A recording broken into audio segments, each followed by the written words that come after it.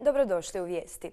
Koliko će ove jeseni biti zasijano pšenice na hrvatskim poljima? Pitanje je koje, osim najnovije afere s poticajima, zaokuplja domaću poljoprivrednu javnost. Mnogi su poljoprivrednici nakon gorkog ovogodišnjeg iskustva s otkupnom cijenom pšenice najavili smanjenje sjetvenih površina pod ovom kulturom. Na ruku im nikako ne idu i vremenske prilike.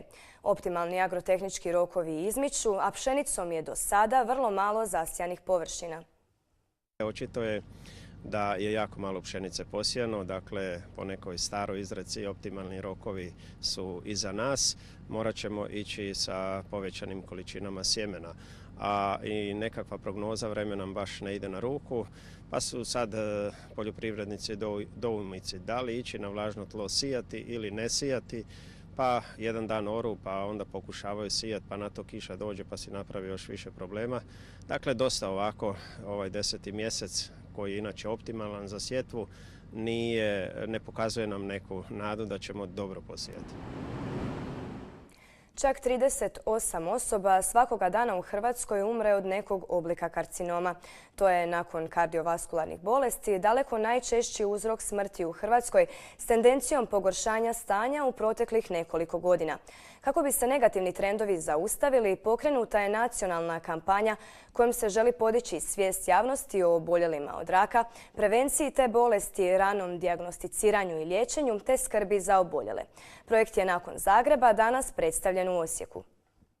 Prema dostupnosti lijekova, prema onome što mi imamo zapravo, kvalitetu medicine, kvalitetu naših liječnika, svi smo nekako uvjereni da bi trebali imati bolje rezultate, a nemamo ih. Znači treba doista prvo dobro proanalizirati sustav, vidjeti gdje se mogu stvari racionalizirati, gdje se mogu napraviti uštede, vidjeti kakav nam je porast BDP-a, da se može više uložiti u onkologiju, onkološko liječenje i zapravo idemo za tim da se smanji smrtnost, a usput ću reći ono što inače moj kolega Ivica Belina uvijek ističe, to je da smo jedna od dvije europske zemlje koja nema nacionalni plan za borbu protiv raka. To ne smijemo više dopustiti. Na zidu Osječkog okružnog zatvora otkrivena je spomen ploča u znak sjećanja na žrtve masovne likvidacije zatočenika od strane komunističkih vlasti 25. listopada 1945. godine. Tog dana ondje je ubijeno 48 osoba. Ti zatočenici koji su bili ovdje, oni su vidjeli svakodnevno odvođenje ljudi i likvidacije, znači uz zlostavljanje njih samih, i oni su napravili pobunu i vjerojatno su pokušali pobjeći. Mi ne znamo točno što su oni htjeli.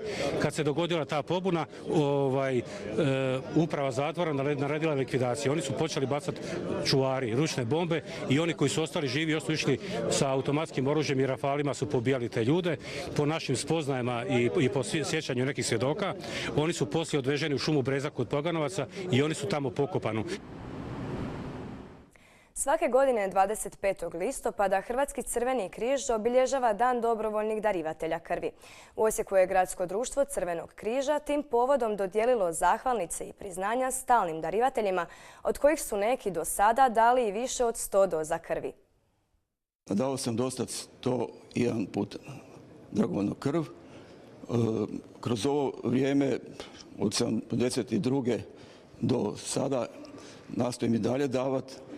U periodu ovog davanja ispolio sam tu humanost kao na principima, koji počeva Crveni križ, humanost, dragovoljnost, solidarnost i jubilarne nagrade ove što ćemo sada dobiti. Oni su kao znak zahvalnosti prema nama, ali svaka boca i jedna boca davanja krvi je jubilarna jer spašava život. Sport. Članovi Tekvando kluba Osijek redovito nastupaju na svim važnim natjecanjima u Hrvatskoj pa i inozemstvu. U Zagrebu je održano prvo seniorsko prvenstvo Hrvatske gdje su zapažene rezultate ostvarili i osječki predstavnici. U kategoriji mlađih seniorki nastupile su Hana Marković do 53 kg, Andreja Begić do 57, Laura Zahirović do 62 i mlađi senior Filip Jelošek do 63 kg. Nakon dinamičnih i neizvjesnih borbi u kojima su odlučivale nijanse, do brončanih medalja došli su Begić i Zahirović. Pred Tekvando klubom Osijek je velik zadatak, 2 turnira G1 kategorije, Belgrade Galeb Trophy 29. i 30. ovog mjeseca. I na kraju vrijeme. Sutra će biti oblačnije i hladnije, povremeno s kišom. Više kiše u noći prije podne, a u drugom dijelu dana će kiša prestati. Sa zapada dolazi polagano razvedravanje. Vjetar će okrenuti na sjeverni, pa će se dnevna temperatura sniziti u odnosu na početak tjedna i cijeli dan biti između 12 i 16 Celzijevih stupnjeva. Već u četvrtak nam se vraća sunce.